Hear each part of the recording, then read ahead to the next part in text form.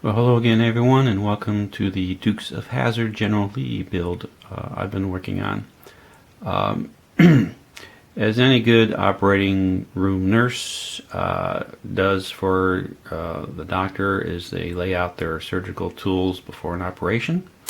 So I'd like to share with you what I have as far as my surgical tools in the modeling world.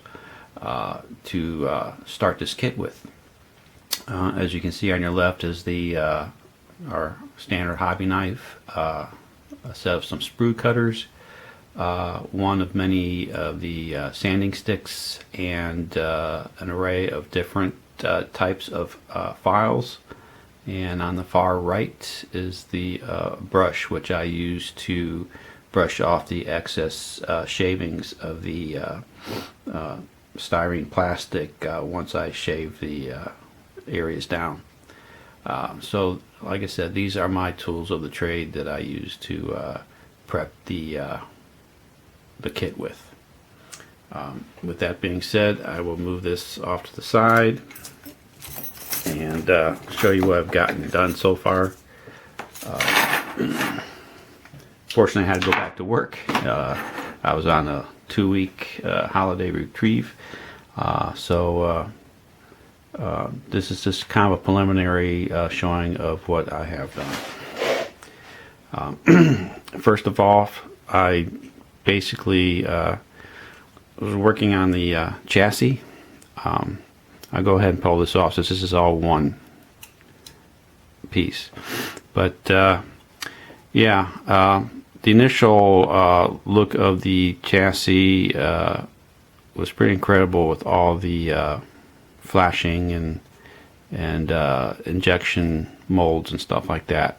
And it was very hard for me to kind of determine what is detail on it and which needed to go, because it's pretty much a lot of the stuff is soft detail. But we managed to get through it. And let me bring this down a little bit more here. So pretty much the initial trimming, sanding, filing of the chassis, top and bottom, front to back, has been accomplished. Later on, when I do the the initial fitting, I'll see if any adjustments need to be made. But I was kind of curious.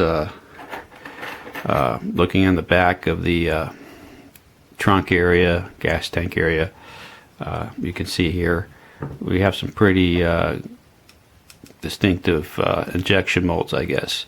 I feel as long as they're not interfering with the putting the kit together, I'll leave these as they are. Of course, then again, we have our 4 little points here.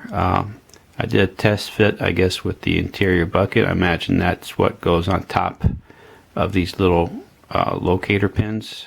So we'll see if that needs to be shaved off or not during my test fitting in the future.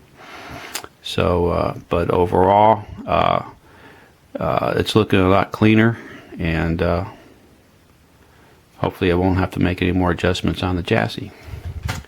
So set that one off to the side.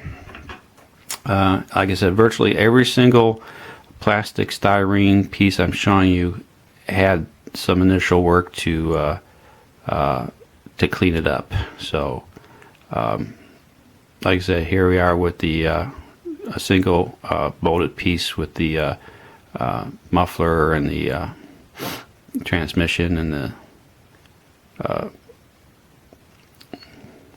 I guess leaf springs, whatnot. So that's all cleaned up and ready to go. Let me put in camera. Okay. Like I said, a lot of extensive work to do here. Next up will be the body. Once again, there's a lot of work to need to be done initially to get this to what it's looking like now. But it's like I said, cleaned up quite nicely. The one thing I did notice, and one of my subscribers mentioned, is the windshield wipers. as far as the blades are concerned, they almost look like a comb, that you use for your hair. So I'm not sure if we need to trim that up, part of it up or not. But it does, as far as what I see, is looking like two combs on the ends of the windshield handles. So I thought it was kind of interesting to show. But overall, once it's cleaned up there, it's a very nice design on the body of the car. So I'll tell you what, let me bring this up a little bit. There you go. All right. So overall, the car body is looking pretty good now. So moving on, we have our seats with the built-in seat buckles. There's a lot of seam work around the edges of the seats themselves. We went ahead and took care of that and smoothed it down. So that is ready to go. And as far as the roll bars are concerned, went ahead and cut them off the sprue tree. And again, every part of these roll bars had some flash around the entire part. So I sanded that down, trimmed it up, filed it, and made it nice and smooth and rounded. So these are nice and clean and ready to be put together. So that's the top part of the roll bar, and then we have our one side here, nicely done. So there's that, and then we have a little crossbar section, so that's nicely done as well.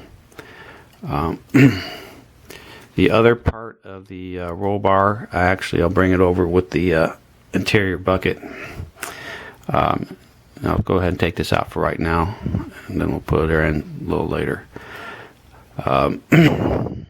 The bucket itself, the interior bucket itself, wasn't too bad. The only thing I pretty much had to file down was where it was attached to the sprue tree on the back end here. As you can see, maybe you can't see, but again, if you look on the inside of the interior bucket, the two side door panels are all molded in together, and as far as I can see, it's very soft, detailed work here. It's kind of hard to pick up. I don't know if the camera can do it or not, but as far as the side panels, they're almost non-existent as far as I'm concerned. Hopefully I can do something with it. I will probably end up spraying the interior with a tan color, and then we'll see if we can draw out like the doorknobs and the armrests and stuff, but no guarantees on that.